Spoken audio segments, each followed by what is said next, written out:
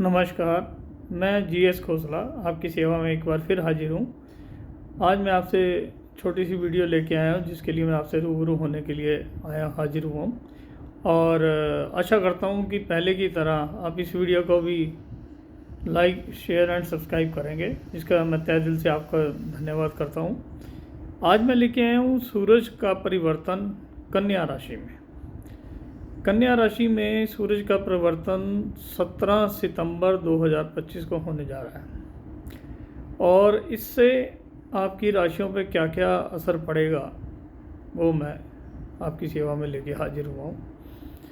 मेरा YouTube channel है GS Khosla. मेरा मोबाइल नंबर है 9810062689। तो सबसे पहले हम स्टार्ट करते हैं मेष राशि से। मेष राशि जो है वो प्रथम राशि हमारी है और उससे ये 6th हाउस में आ रहा है। 6th हाउस में आने से वहाँ वैसे तो बुध उसके पहले भी विराजमान है और वो राजकुमार हैं और बुध वहाँ उच्च के हैं। सूरज जो है वो आपके कर्जा आपको दिला सकता है और कर्जा आप ले तो सकते हैं लेकिन देना नहीं है किसी को। और अपनी सेहत का ध्यान रखना है। कोई अगर आपको डॉक्टर ने कोई प्रिस्क्रिप्शन लिखी है तो एक तो टाइम पे मेडिसिन लेनी है और टेस्ट वगैरह जो डॉक्टर ने लिखे हैं वो आपने ज़रूर करवाने। अब हम आते हैं 2 नंबर राशि। तो 2 नंबर राशि के ये 5th हाउस में आ रहा है। 5th हाउस में आने से ये आपको एंटरटेनमेंट, बच्चों की तरक्की, बच्चों की नौकरी या बच्चों की शादी, ये हर तरीके का आपको फ़ायदा कराएगा। शेयर मार्केट से ही आपको बहुत ज़्यादा फ़ायदा कराएगा अगर आप शेयर मार्केट में रुचि रखते हैं तो। और अब हम आते हैं मिथुन राशि। तो मिथुन राशि के ये 4th हाउस में आएगा। तो 4th हाउस में आने से ये आपके मकान बदलवा सकता है, मकान में रिपेयरिंग करा सकता है, रेनोवेशन करा सकता है। कोई गाड़ी आपको तंग कर रही थी, ठीक नहीं हो रही थी, फॉल्ट नहीं मिल रहा था, गाड़ी ठीक हो जाएगी। या आप कोई गाड़ी काफ़ी टाइम से बदलना चाह रहे थे तो वो उसका भी योग बनता है। या आप कोई प्रॉपर्टी की तरफ भी कोई रुझान था आपका तो वो आपका काम पूरे हो सकता है। अब हम आते हैं कर्क राशि। तो कर्क राशि के ये आ रहा है 3rd हाउस में। 3rd हाउस में आके आपके पराक्रम को बढ़ाएगा, आपकी जान पहचान बढ़ाएगा, आपके छोटे भाई बहन से कोई मनमुटाव चल रहा था उसको दूर करेगा और ये आपके जो है आपकी हिम्मत को बढ़ाएगा। अब आते हैं हम सिंह राशि। तो सिंह राशि वालों के तो ये दूसरे घर में आ रहा है जहाँ बुध पहले ही उच्च के बैठे हुए हैं। तो वो तो पहले ही पैसे की बढ़ोतरी कर रहे हैं, फैमिली की बढ़ोतरी कर रहे हैं। तो जैसे आप का लड़के की शादी रुकी थी तो इस पीरियड में शादी हो सकती है या सगाई हो सकती है। तो फैमिली भी बढ़ाएगा, पैसा भी बढ़ाएगा और पूरा आनंद देगा ये आपको। तो सिंह राशि के लिए तो ये बहुत ही बढ़िया। अब हम आते हैं कन्या राशि। तो कन्या राशि के जब ये आएगा लगन में, ये आपको थोड़ी गर्माहट पैदा करेगा। तो आपने किसी से गुस्सा गिला नहीं करना। अगर किसी से पता है आपको वहाँ जाने से झगड़ा हो सकता है तो कृपया करके उस जगह पे ना ही जाएं तो अच्छा है। या पहले सामने वाले की बात सुने फिर उसको जवाब दें। और सामने वाला जो जवाब सुनना चाहता है ना वो यस थैंक यू सुनना चाहता है, नो सुनना आजकल किसी को गवारा नहीं है। तो इसलिए कम शब्दों में अपनी बात कहें और यस थैंक यू किसी के साथ करेंगे तो ज़्यादा बेटर रहेगा।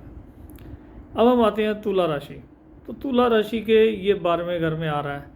तो 12वां घर जो होता है खर्चे का, तो ये आपको खर्चा करवा सकता है। आपका कहीं यात्रा प्लान कर रहे थे, हवाई यात्रा भी करा सकता है या किसी के दुख में जाके उसका पता भी करके आ सकते हो। तो तुला राशि के लिए भी ये जो समय है ये खर्चे का टाइम है। और अब हम आते हैं वृश्चिक राशि। तो वृश्चिक राशि के तो ये 11वें घर में आ रहा है। 11वां घर प्रॉफिट का, लाभ का, बड़े भाई बहन का, ये सबसे आपका जो है संबंध अच्छा रखेगा। कोई नई पार्टी मिल सकती है, कोई रुकी हुई पेमेंट आ सकती है। तो वृश्चिक राशि के लिए तो ये बहुत ही बेहतरीन टाइम है। अब हम आते हैं धनु राशि। तो धनु राशि के ये आ रहा है 10वें घर में। तो 10वें घर में सूरज जो आकर ना वैसे ही बहुत बढ़िया इसको मानते हैं। जैसे कर्मा कुंडली में मकर संक्रांति आती है, तो ये आपके कर्म को बढ़ाएगा। आपसे कोई दान धर्म करवा सकता है, तो आप जितना भी दान करेंगे उसका 3 गुना आपको ये फल देगा। अब हम आते हैं आपका मकर राशि में। मकर राशि के ये आ रहा है भाग्य स्थान पे, तो ये आपके भाग्य को चमकाएगा। कहीं से आपकी कोई कमेटी निकल आए या कहीं आपको तंबोला खेलो उसमें फ़ायदा हो जाए, और ये आपकी दूर की धार्मिक यात्रा भी करवा सकता है। वैष्णो देवी, खाटू श्याम, अमृतसर व कहीं भी आपको ये ले जा सकता है। अब हम आते हैं कुंभ राशि के। तो कुंभ राशि के ये 8वें घर में आ रहा है, तो आपको एक तो गाड़ी सावधानी से चलानी है, और बिना काम के आपको ट्रैवल नहीं करना। अगर बिना ट्रैवल किए काम हो सकता है तो उसी में करें, और किसी से गाड़ी चलाते वक्त बहसबाजी नहीं करनी कि भैया तू पहले निकल जा, हो सकता है तेरे को मेरे से ज़्यादा जल्दी हो, और कोशिश करें गाड़ी ना चलाएं तो ज़्यादा अच्छा है। अब हम आते हैं मीन राशि में। तो मीन राशि पे जो है, मीन राशि के ये 7वें घर में आ रहा है। तो 7वें घर में अगर आप मेल हैं तो फीमेल को गुस्सा आ सकता है, अगर आप फीमेल हैं तो आपके हस्बैंड को गुस्सा आ सकता है। ससुराल में जाना आना हो सकता है, और ससुराल से कुछ गिफ्ट भी मिल सकता है। ससुराल से मिला हुआ धन जो है वो आपको वैसे ही शुभ रहता है, तो इसलिए ये आपके ससुराल के लिए अच्छा है। या ससुराल में किसी साले का कोई बच्चा बैठा है, या साला कुंवारा बैठा है, या साली कुंवारी बैठी है, वो वहाँ पर ये नाच गाना करा सकता है। तो कुल मिला के ये जो 12 राशियाँ हैं, ये सब का हमने विवरण किया है। अब ये है कि जब बंदा करता है तब सोचता नहीं है, भुगतते वक्त के सोचता है कि मैंने ये क्या किया। तो इसलिए कभी किसी का पैसा मत रोको, कभी किसी का मन मत दुखाओ, क्योंकि आपने जब सामने वाला उल्टा पड़ गया तो कह दिया मैंने मजाक किया है, लेकिन उसका दिल दुखता है।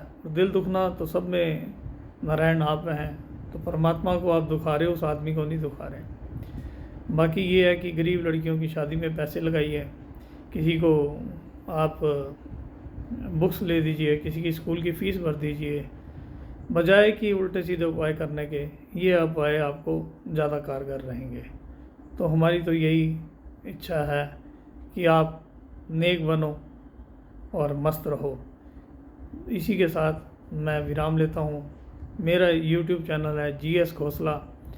मेरा मोबाइल नंबर है 9810062689। जब भी आप आएँ फ़ोन करके अपॉइंटमेंट लेके आएँ, तो आपको वेट नहीं करनी पड़ेगी। इन्हीं बातों से मैं आपसे इजाज़त देता हूँ। धन्यवाद।